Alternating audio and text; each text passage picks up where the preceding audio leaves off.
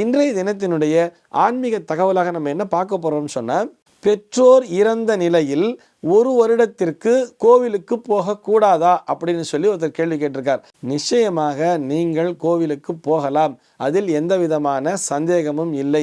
நன்னாவே தெளிவுபடுத்திடலாம்னு நினைக்கிறேன். இவெல்லாம் என்ன தெரியுமா நினைக்கிறா, எங்க ஒரு பங்காளி செத்து போயிட்டா அதனால நான் கோவிலுக்கு போகக்கூடாது, குலதெய்வம் கோவிலுக்கே போகக்கூடாதுன்னு சொல்லியிருக்கா, அப்படி இப்படின்னு நிறைய தவறான கருத்துக்கள் பரப்பப்பட்டு வருகிறது. நிச்சயமா அந்த மாதிரி எங்கேயுமே சாஸ்திரம்ங்கிறது சொல்லவே இல்லை. நீங்களே யோசிச்சு பாருங்களேன். அது பிராமணாளாக இருந்தால் 10 நாள் அப்படிங்கிறது அந்த தசாகம் அப்படின்னு சொல்லுவா, 11ஆவது நாள் ஏகாகம்னு சொல்லுவா, 12ஆவது நாள் சபிண்டீகரணம்னு சொல்லுவா, 13ஆவது நாள் சுபஸ்வீகரணம் அப்படிங்கிற ஒரு விசேஷத்தை பண்ணுவா. நவகிரக ஹோமங்கிறத பண்ணிட்டு வாத்தியார் என்ன சொல்லுவார்னா, அந்த ஃபேமிலியோட முதல்ல கோவிலுக்கு போயிட்டு வாங்கோ அப்படின்னு தான் சொல்லுவா.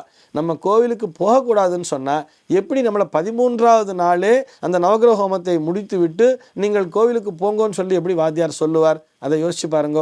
இதே நான் பிராமின்ஸ் அப்படின்னு எடுத்துட்டோம்னா அவளுக்கெல்லாம் 16ஆவது நாள் கணக்கு வச்சுட்டு இருக்கா.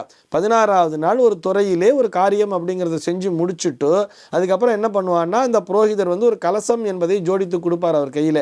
அந்த கலசத்தை எடுத்துட்டு போகும்போதே கூட போகிற வழியில் பிள்ளையார் கோயிலில் நின்று தேங்காய் உடைச்சிட்டு போங்க அப்படின்னு தான் அந்த புரோகிதர்ங்கிறவர் சொல்லியிருப்பார்.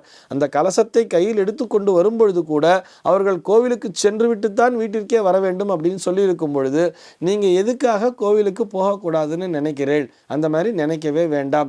தாராளமாக நீங்கள் கோவிலுக்கு செல்லலாம். இங்கே நிறைய பேருக்கு என்ன சந்தேகம் வருதுன்னா, நான் குலதெய்வம் கோயிலுக்கு போகலாமா அப்படின்னு சொல்லி கேட்குறா. உங்கள் வீட்டில் இப்போ ஒரு கல்யாணங்கிறத வச்சிருக்கேள், இருந்தாலும் ஆற்றுல ஒரு தாத்தா இறந்து போயிட்டார் அப்படின்னு சொன்னால் நீங்கள் கோவிலுக்கு போகக்கூடாதுன்னெலாம் கிடையவே கிடையாது. தாராளமாக நீங்கள் உங்களுடைய இந்த பொண்ணுடைய கல்யாண பத்திரிகை எடுத்துட்டு குலதெய்வம் கோவிலுக்கு சென்று அந்த பத்திரிகையை தரலாம், அர்ச்சனை செய்து வழிபடலாம். அதில் எந்த விதமான சந்தேகமும் கிடையாது. எங்கே சொல்லியிருக்கா தடுப்பு அப்படின்னு சொன்னால், இந்த நம்ம நைவேத்தியம் அதாவது பொங்கல் வைக்கிறதுன்னு சொல்கிறா இல்லையா, இந்த குலதெய்வம் கோயிலில் போய் பொங்கல் வைக்கிறதுங்கிறத மட்டும்தான் ஒரு வருஷத்திற்கு பண்ணாதே அப்படின்னு சொல்லியிருக்கா. என்ன கேட்குறா அப்படின்னு சொன்னால், எங்கள் பங்காளிகள் ஒருத்தர் இறந்து போயிட்டார், நான் அதனால் சபரிமலைக்கு மாலை போட்டுட்டு போகக்கூடாதா அப்படின்னு சொல்லிலாம் கேட்டுருக்கா. அந்த மாதிரிலாம் எங்கேயுமே சொல்லலை. யாரை போகக்கூடாதுன்னு சொன்னான்னா, அந்த கர்த்தா அப்படிங்கிறவர் இருக்கார் இல்லையா, அதாவது யார் கொள்ளி வைத்தாரோ அந்த கொள்ளி வைத்த நபர் மட்டும்தான் போகக்கூடாது. எதுக்காக சொன்னால், பர்வத்த ஆரோகணம் என்பது கூடாது, அதாவது மலை மேல் ஏறக்கூடாதுன்னு சொன்னா. ஏன்னு சொன்னால், அந்த நாளில் இந்த மலை மேலே ஏறுறது அப்படிங்கிறதெல்லாம் ஒரு ரிஸ்கான ஒரு விஷயமாக இருந்தது. ஈவன் சப்போஸ் இவன் மலை மேலே ஏறி போயிட்டு வரும் பொழுது இவனுக்கு ஏதாவது விபத்து என்பது நேர்ந்து அந்த கர்மாவானது, அதாவது தன்னுடைய பெற்றோருக்கு செய்யக்கூடிய அந்த கர்மாவானது பாதியில் நின்று போயிடக்கூடாது. இவன் ஏதோ ஒரு இறந்து போயிட்டான்னு சொன்னால் அந்த கர்மாவும் அப்படியே பாதியிலே நின்று போயிடும். இவனுக்கும் முழுமையான முகையிலே கர்மா அப்படிங்கிறத பண்ண முடியாது. அப்படிங்கிறதுனால தான் இந்த விஷயத்தை வலியுறுத்தி சொன்னார்கள்.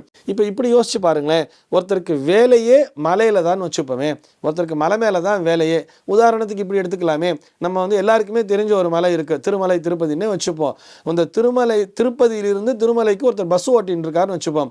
அவளுக்கு அவர் அப்பா இறந்து போயிடுறாரு, ஒரு கர்மாவை பண்ணியிருக்காருன்னு சொன்னால் அவருடைய டியூட்டி நித்தியமே மலை மேலே ஏறி ஏறி இறங்கிறது தான். அவரை ஏறாதேன்னு நம்மளால சொல்ல முடியுமா? இங்கே அவளுக்கு வேலை, இது அவளுடைய உத்தியோகம் அப்படின்னு சொல்லல விதிவிலக்காக நாம் பார்க்க முடியாது. அதே மாதிரி ஒரு கோவில் அர்ச்சகர் இருக்காருன்னே வச்சுப்போம். அவர் டெய்லியே சந்நிதிக்கு போகிறவர், அவள் அப்பா இறந்து போயிட்டார் அப்படின்னு சொன்னால் அவர் அந்த காரியம் முடிகிற வரைக்கும் தான் சந்நிதிக்கு போக மாட்டாரே தவிர, அதுக்கு அப்புறம் அந்த காரியம் முடிஞ்ச பிற்பாடு சுபசீகரண நாளிலிருந்து அவர் அந்த தன்னுடைய பணியை மேற்கொள்ளலாம் அப்படின்னு சொல்லி இருக்கு. அந்த குருக்களினுடைய அப்பா இறந்து போகும் பொழுதே அவரே அந்த 15 நாள் கழிச்சு அவர் கோவிலுக்கு போகும் பொழுது சன்னதிக்குள்ளேயே போய் சுவாமி மேலே தொட்டு கைங்கரியம் பண்றாரு இல்லையா. ஆக நாமும் இறைவனை சென்று தரிசிக்கலாம் அப்படிங்கிறதுக்காக சொல்றேன். கர்மா பண்றது அப்படின்னா என்ன அர்த்தம்னு சொன்னால், கருமாதி அப்படிங்கிற விஷயம் என்ன அர்த்தம்னு சொன்னா, இந்த உலகத்திலிருந்து, அதாவது இந்த உடலிலிருந்து அந்த பிரிந்த அந்த உயிரை, அந்த ஆன்மாவினை நாம் மேலே நோக்கி அனுப்புகிறோம். பித்ருலோகத்துக்கு போயிட்டு வான்னு சொல்லி அனுப்புகிறோம். அது டிராவல் பண்ணிட்டு இருக்கு இல்லையா, அதுக்கு 1 வருஷ காலம் எடுத்துக்குமாம். இந்த 1 வருட காலமும் நம் இல்லங்களிலே நாம் பண்டிகைகளை கொண்டாடாமல் அந்த முன்னோர்களுடைய நினைவாக இருக்க வேண்டியதுன்னு சாஸ்திரம் சொல்லியிருக்கே தவிர நம்ம கோவிலுக்கு போகக்கூடாதுன்னு சொல்லவே இல்லை. இதில் ஒரு சில சம்பிரதாய பேதம் அப்படிங்கிறது இருக்கும். நிறைய பேர் ஆற்று வாத்தியார் என்ன சொல்லி வச்சுருப்பான்னு கேட்டால், துவஜஸ்தம்பம் இருக்கிற கோவிலில் நீங்கள் துவஜஸ்தம்பம் தாண்டி உள்ளே போக வேண்டாம் அப்படின்னு சொல்லியிருப்பான். அந்த கர்த்தாவை மட்டும், கர்த்தாவினுடைய ஆத்துக்காரிக்கு இல்லை, அந்த கர்த்தாவை மட்டும் நீங்கள் துவஜஸ்தம்பத்தை தாண்டி உள்ளே போக வேண்டாம் அப்படின்னு சொல்லி சொல்லியிருப்பா. ஏன் சொன்னான்னா, இப்போ நம்ம ஆற்றுல ஒரு மாசிகம்ங்கிறத பண்ணியிருக்கோம், ஒரு தீட்டுங்கிறது இருக்கலாம், அல்லது மாசிகம்ங்கிறது நமக்கு இன்றைக்கி நம்ம ஆற்றுல மாசிகம்ங்கிறது தெரியாமலே கூட நம்ம பாட்டி உள்ளே போயிடலாம் அப்படிங்கிறதுக்காக சொல்லியிருப்பா.